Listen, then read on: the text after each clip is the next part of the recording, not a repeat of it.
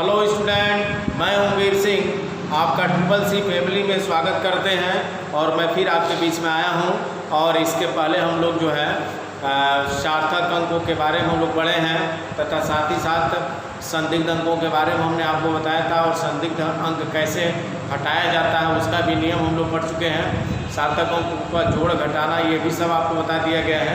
सार्थक अंक क्या होते हैं, उनको ज्ञात करने के क्या नियम है, आज हम लोग पढ़ेंगे कोटिमान के बारे में अच्छी तरह से जानने का प्रयास करते हैं। देखिए, यदि किसी भौतिक राशि के परिमाण को उसके 10 के घात के रूप में लिखा जाए, यदि किसी राशि के परिमाण को उसके निकटतम 10 के घात के रूप में लिखा जाए तो 10 के घात के रूप में प्राप्त इस मान को ही उस राशि का क्या कहते हैं, कोटिमान कहते हैं।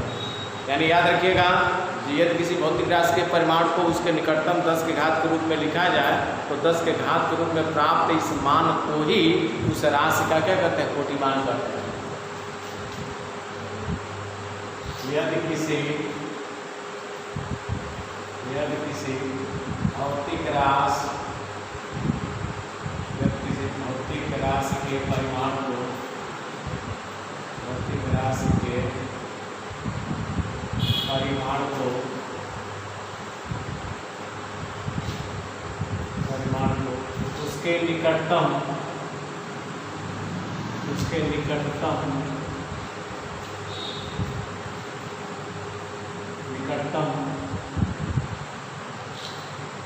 किसी भौतिक राशि के परिमाण को उसके निकटतम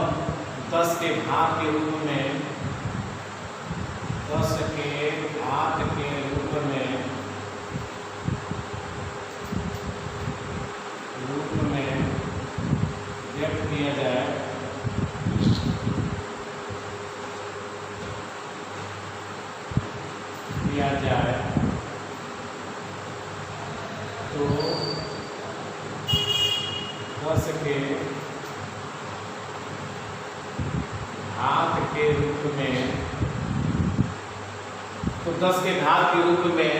में व्यक्त किया जाए तो 10 के घात के रूप में प्राप्त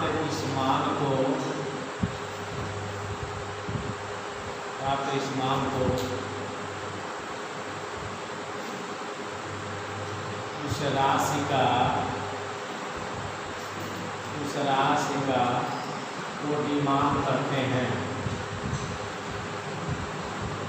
कोटिमान करते हैं।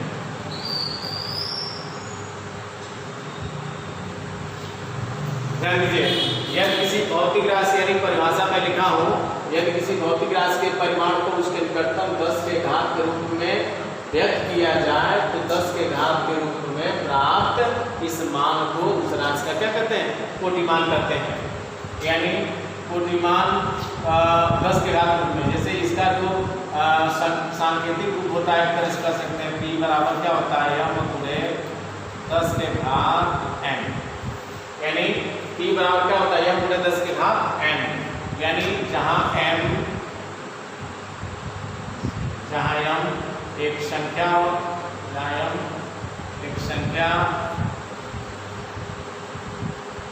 होता है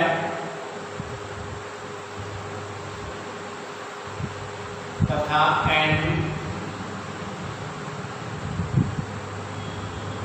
का मान धनात्मक अथवा ऋणात्मक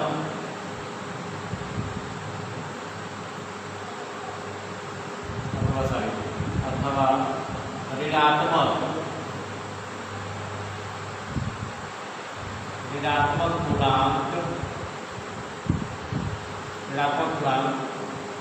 हो सकता है।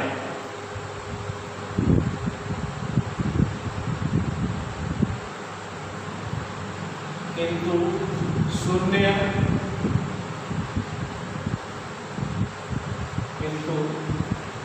हो सकता है, चलिए हो सकता है, यानी ध्यान दीजिएगा, यानी यम एक संख्या होता है तथा यम का मान धनात्मक अथवा ऋणात्मक पूर्णांक हो सकता है।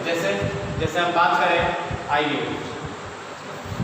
जैसे एग्जाम्पल हमने लेते हैं, जैसे मान लेते हैं 725 है, इसे वैज्ञानिक रूप में वैज्ञानिक विधि से अथवा मानक रूप में लिखते हैं तो मानक रूप क्या होता है, किसी भी संख्या का मानक रूप लिखने का तरीका होता है कि दशमलव अंक के पहले, दशमलव के पहले एक अंक होना चाहिए, शेष अंक दशमलव बिंदु के बाद।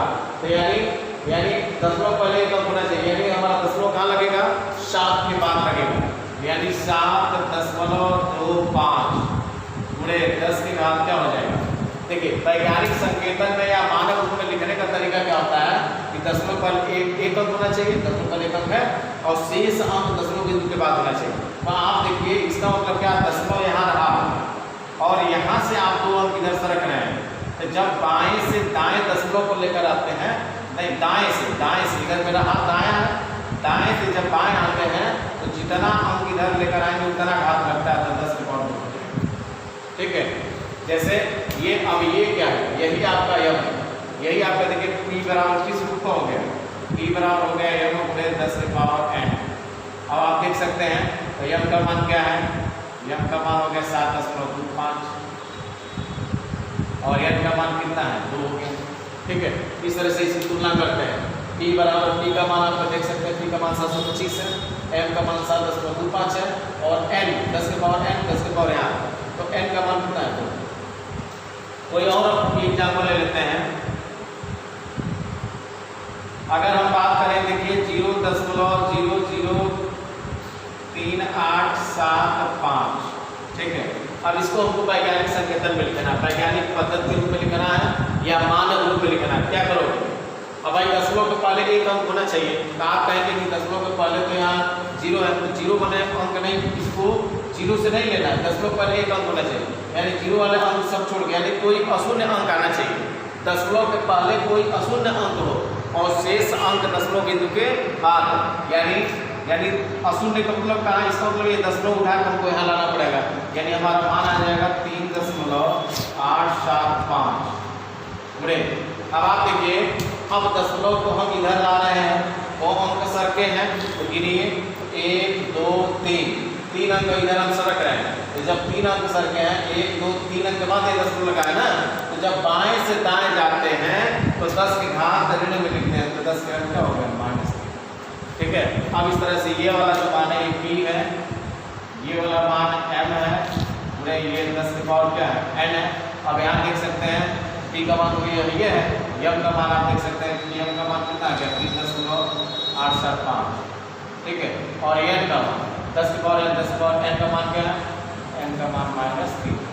तो कहने मतलब यह है कि n का मान धनात्मक भी हो सकता है और ऋणात्मक भी हो सकता है।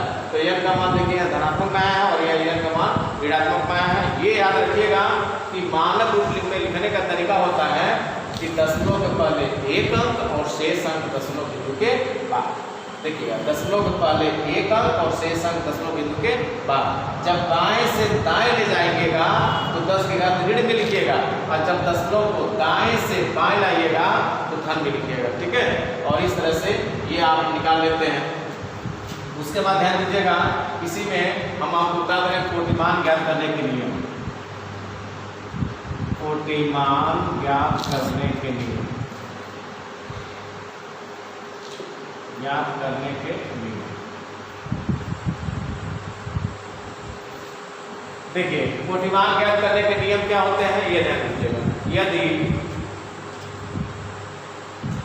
पहला नियम है, यदि m इज ग्रेटर देन 3.16, यदि m इज ग्रेटर देन 3.16 है, तब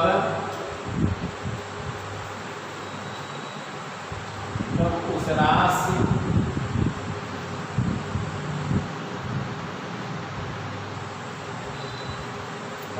के परिमाण में, यदि m ग्रेटर देन 3.16 है, तब उस राशि का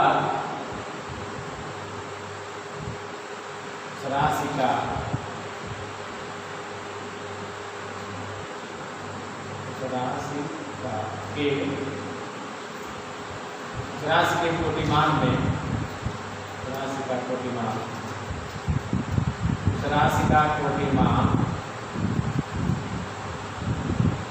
10 की घात में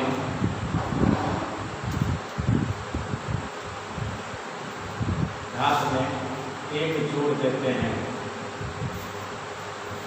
जोड़ देते हैं।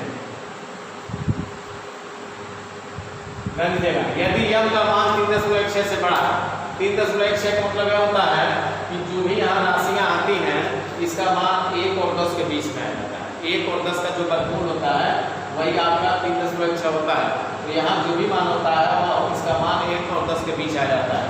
तो यहाँ वाले मान की तुलना हम करेंगे 3.16 से।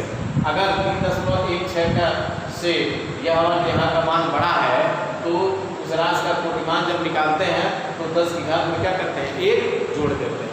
दूसरा नियम क्या है, यदि m is less than or equal 3.16 तब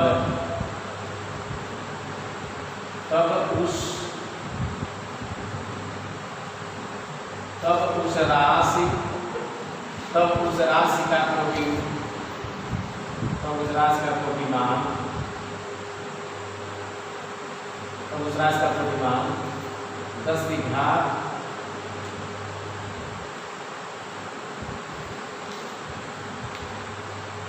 की घात में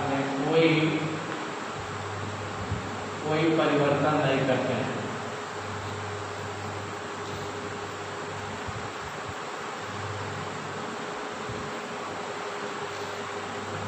यदि m is less than or equal 3.1 है तब उस राशि का जो कोटिमान होगा वो 10 की घात में कोई परिवर्तन नहीं करते हैं। और एक तीसरा नियम लिख देते हैं, किसी भी राशि का कोटिमान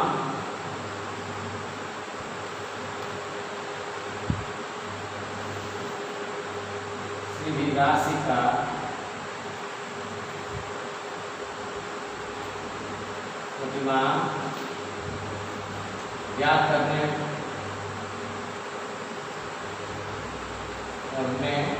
पर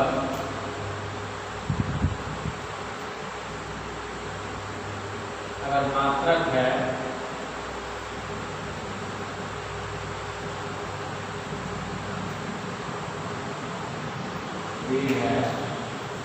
तो उसे भी लिख देते हैं।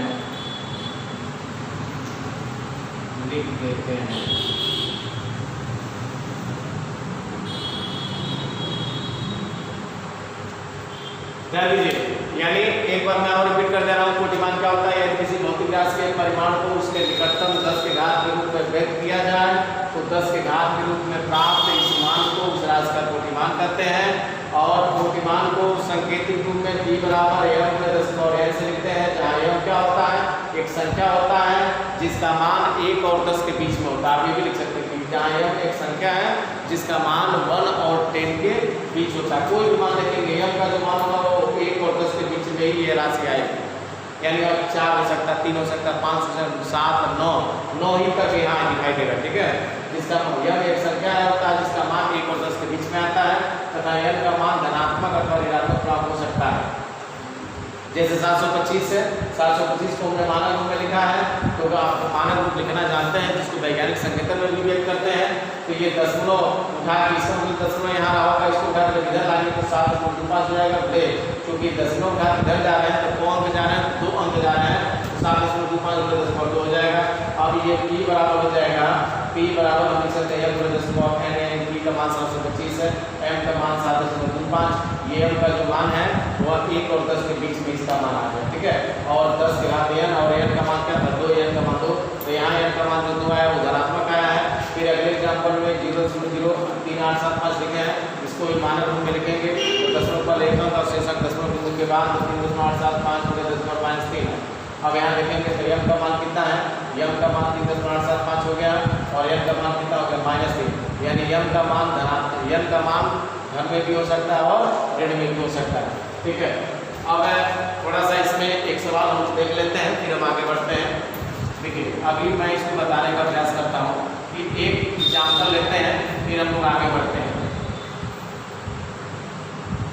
यहाँ देखिए, जैसे अगर हम कहें कि निम्न संख्याओं का कोटिमान ज्ञात कीजिए, जैसे मान लेते हैं देखिए 0.000825, दूसरा दे दिया गया है 7, तीसरा दे दिया गया है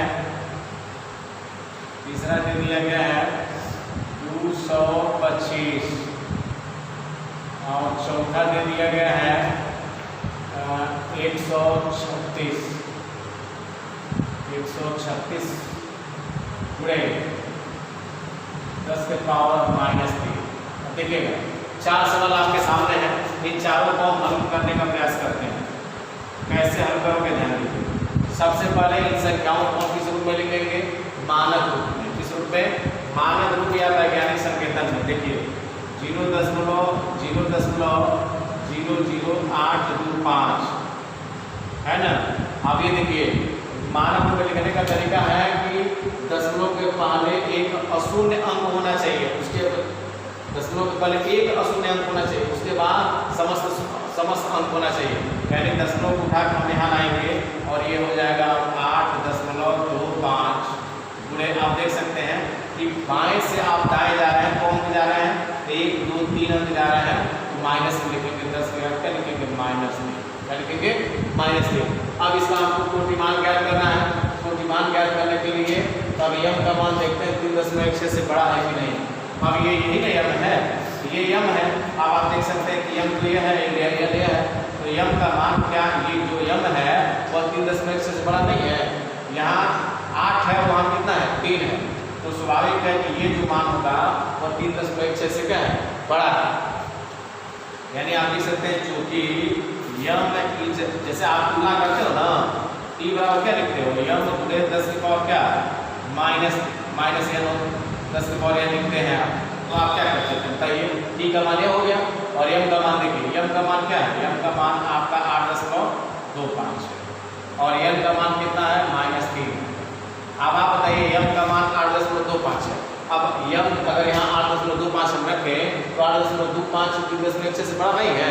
बड़ा है ना। तो लिखेंगे चूंकि यम इज ग्रेटर देन क्या? 3.16। यानी यम को मतलब भैया मनवा यहाँ रखा जाएगी, तो यम को मनवा जब ही रखेंगे 3.16 से बड़ा है, इसलिए कोटिमान बराबर 10 के घात में 1 जोड़ दीजिए। 10 के घात में क्या था? -3 था ना, 1 जोड़ देंगे।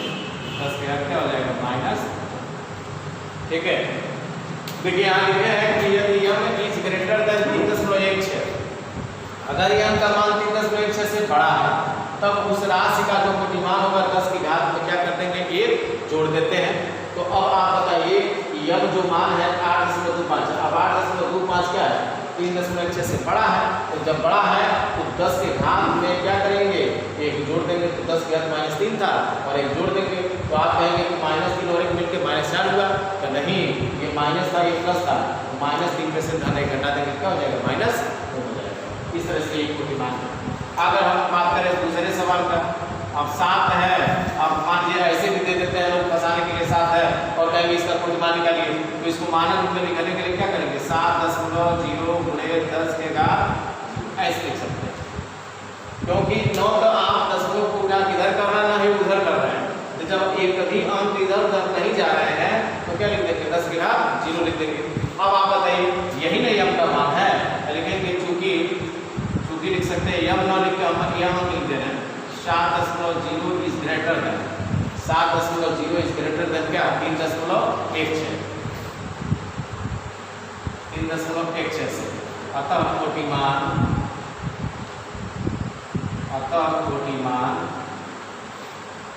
कोटिमान बराबर 10 के घात में 1 जोड़ दीजिए। जब देखिएगा जब यम का मान 3.16 से बड़ा होगा, जब यहाँ का मान 3.16 से बड़ा होगा तो 10 के घात में क्या करिएगा? 1 जोड़ दीजिएगा। तो 10 के घात 0 था ना, 0 में 1 जोड़ दीजिए तो 10 के घात। इसी प्रकार देखिए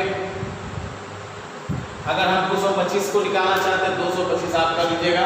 ये 10 को उठा के यहाँ रखेंगे तो 2 अंक सकेंगे, तो जब दाएं से बाएं आते हैं तो 10 के घात धनात्मक लिखते हैं। यानी हम इसको बना दे रहे हैं 225, इसको आप कर सकते हैं मानक रूप में लिखेंगे, क्या हो जाएगा? 2.25।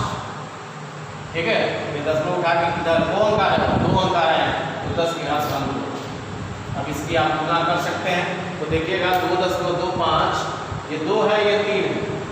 यानी यम का मनवा है ये है ना, तो मनवा जब यहाँ रखा ही तो बताइए यम बड़ा है कि ये बड़ा है, स्वाभाविक है ये वाला बड़ा हो जाएगा। तो लिखेंगे चूंकि यम यानी यहाँ का जो मान है 2.25 इज लेस देन किससे 3.16 से, ठीक है। यदि यम का मान 3.16 से क्या है, कम है, तो कोटिमान जब लिखते हैं तो 10 के घात में कोई परिवर्तन नहीं करते हैं। या देखेंगे 2.25 3.16 से कम है तो कोटिमान जब लिखेंगे तो 10 के घात में कोई परिवर्तन नहीं है, कोटिमान बराबर हो जाएगा 10 के घात 2 था ना, तो 10 के घात में ये हो जाएगा। अगर यही मान यहाँ 8.25 रहता तो 8.25 का मतलब लिखते 8.25 इज ग्रेटर देन 3.16 और तब 10 के घात में 1 जोड़ देते।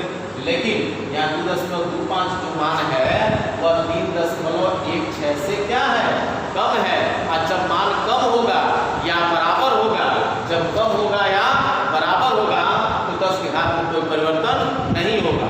इसी प्रकार यहाँ देखिए 136 गुणे दिया है, 136 गुणे 10 के घात का दिया है -3, तो इसको मानक रूप में लिखना है, कोई मानक रूप है नहीं है, दशमलव पहले एक अंक होना चाहिए। तो यहाँ लिख सकते हैं 1.36 गुणे 10 के पावर क्या, कौन सर के हो, इधर से आगे इधर ना, इसका मतलब दशमलव यहाँ रहा होगा तब 136 है, तो 2 अंक सरक रहा है, तो तब 10 के घात धन 2 लिखेंगे। क्या लिखेंगे 2 अंक सरकेंगे 10 के घात धन 2, अब गुणे क्या था 10 के घात -3 था। अब देखिए भाई 136 वाला मानक रूप में लिखेंगे तो 2 अंक सरकेंगे तो 1.34 और 2 अंक जब इधर से रुक इधर आ रहे हो, दाएं से बाएं आ रहा है ना, तो 10 के घात बंद होगा, आपको 10 के घात माइनस के लिए आप -3 में 2 घटा दीजिए, क्या बचेगा 1.36 गुणे 10 के घात क्या -1 बचेगा। अब आप बताइए ये जो मान है वह इसके बराबर है या इससे कम है, स्वाभाविक 1.36 और ये 3.16, स्वाभाविक है इस ये वाला जो मान है इस मान से क्या है, कम है, इसलिए 10 के घात में कोई परिवर्तन नहीं होगा। लिखेंगे चूंकि 1.36 इज लेस देन 3.16, अतः कोटिमान बराबर 10 के घात में कोई परिवर्तन नहीं, क्या आएगा -1, तो 10 के घात -1। इस तरह से निकालते हैं। कुछ और भी आप एग्जाम्पल देख सकते हैं, थोड़ा सा और मैं इसको एक दो और बता दे रहा हूँ ताकि खत्म। अब देखिए एक आपको और मैं समझाने का प्रयास करता हूँ। जैसे मात्रक रूप में अगर दे दिया जाए, मात्रक रूप में जैसे मान लेते हैं एक इलेक्ट्रॉन का द्रव्यमान, एक इलेक्ट्रॉन का द्रव्यमान दिया है 9.1 गुणे 10 के घात 10 के घात माइनस नहीं लिखे, थोड़ा दूसरा क्वेश्चन यहाँ मैं लिख दे रहा हूँ। जैसे यहाँ दिया है 3 1 6 और 3 1 6 हो गया ना, और यहाँ लिख देते हैं 0 मीटर है और इसका कोटिमान निकालना।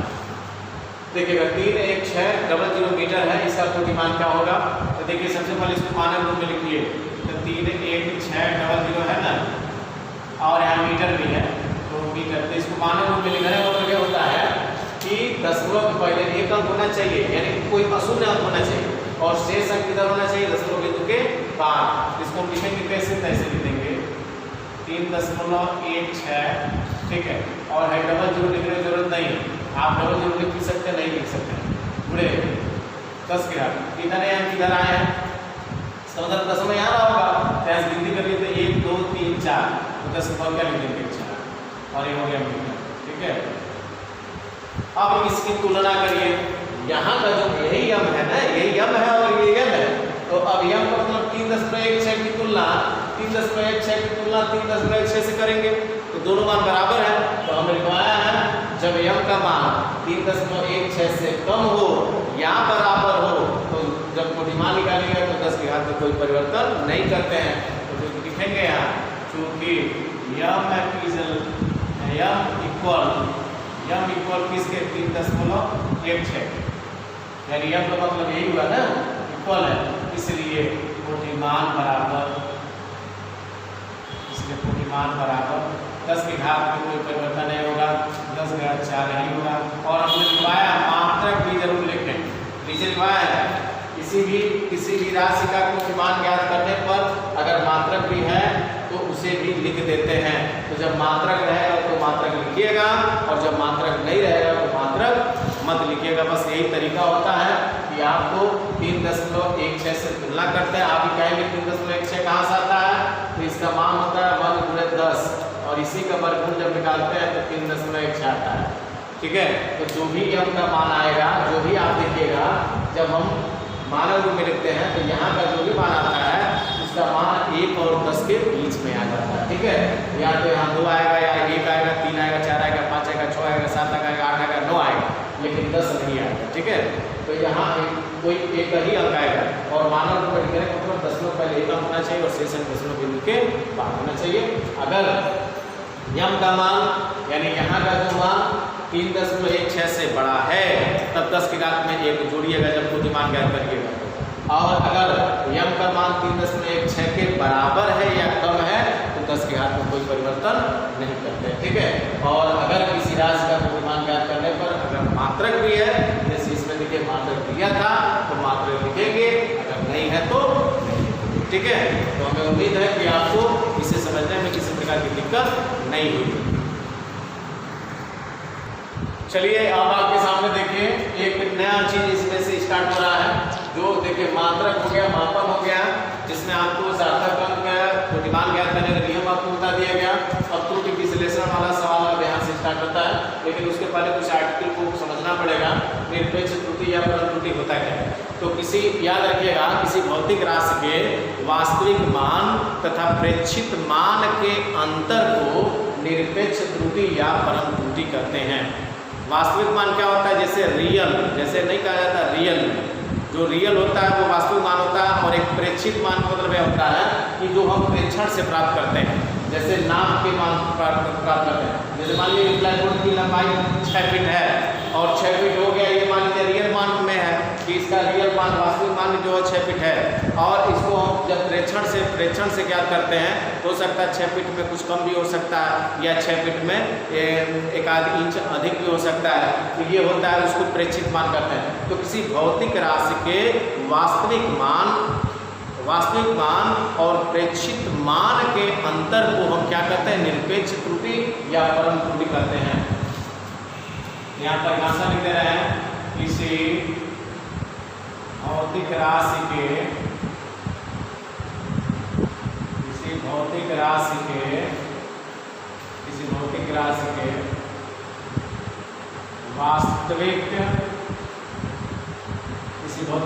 वास्तविक मान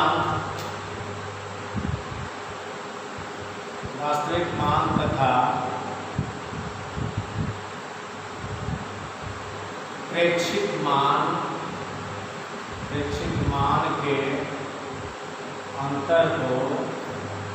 मान के अंतर को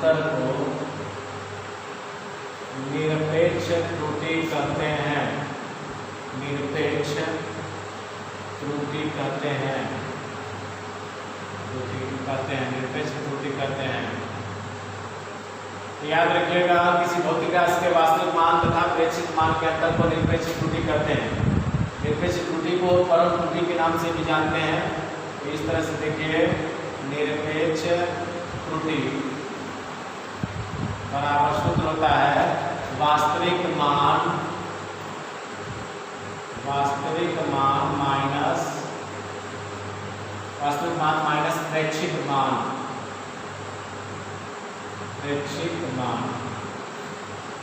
और ध्यान दीजिएगा निरपेक्ष त्रुटि को डेल x से लिखते हैं, डेल्टा x बराबर, और वास्तविक मान को xa से लिखते हैं, xa से, और प्रेक्षित मान को x से लिखते हैं। ध्यान दीजिएगा दोनों में अंतर क्या है, निरपेक्ष त्रुटि को डेल x से लिखेंगे, वास्तविक मान को xa से लिखते हैं और प्रेक्षित मान को x से लिखते हैं।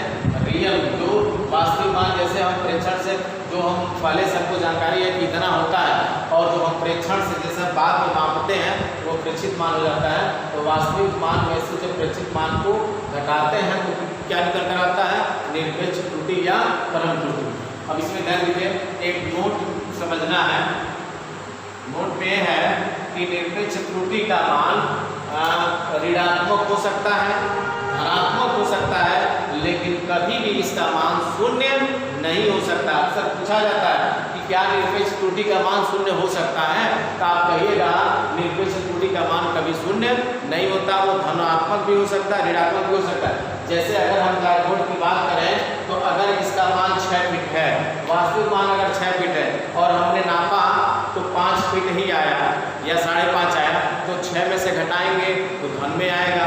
लेकिन हम जानते हैं इस ब्लैक बोर्ड की लंबाई 6 फीट है और 6 फीट अगर 2 इंच आ गया तो क्या करोगे, 6 में से 6 फीट 2 इंच घटाओगे तो माइनस में मान आएगा।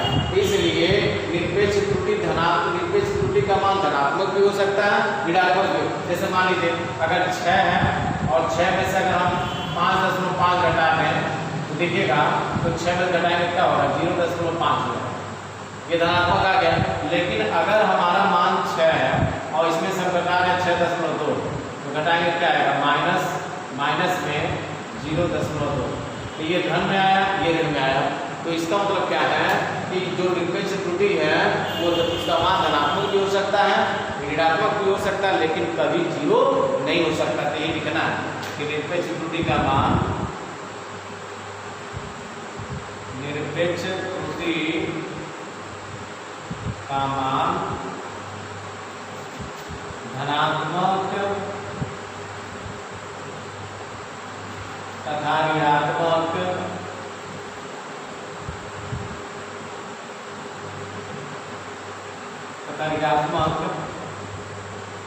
मान हो सकता है, किंतु इसका मान कभी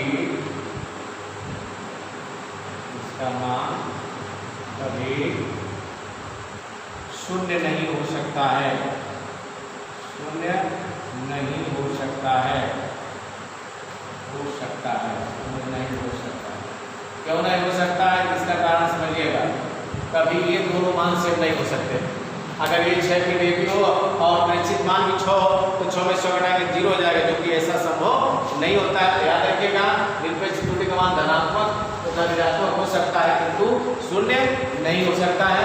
इस तरह से जो है आज आपको कोटिमान के बारे में बता दिए, कोटिमान क्या होता है, कोटिमान ज्ञात करने के क्या नियम होते हैं, निरपेक्ष त्रुटि क्या होता है और निरपेक्ष त्रुटि निकालने का क्या सूत्र होता है, वास्तविक मान निश्चित मान को हमने बता दिया, नोट भी लिखवा दिया कि निरपेक्ष त्रुटि का मान धनात्मक ऋणात्मक हो सकता है, किंतु इसका मान कभी शून्य नहीं हो सकता। तो हमें उम्मीद है कि आपको जो भी आज बताया गया है वो उसको आप अच्छे से समझे होंगे। ठीक है, आई होप, मैं आशा करता हूँ कि अगर आपको वीडियो पसंद आ रहा हो तो लाइक जरूर कर दीजिएगा, साथ ही साथ कमेंट कर दीजिएगा। अगर वास्तव में बहुत पसंद आ रहा है तो शेयर भी कर दीजिएगा, और अगर चैनल को सब्सक्राइब नहीं किए हैं तो चैनल को सब्सक्राइब भी कर लीजिएगा।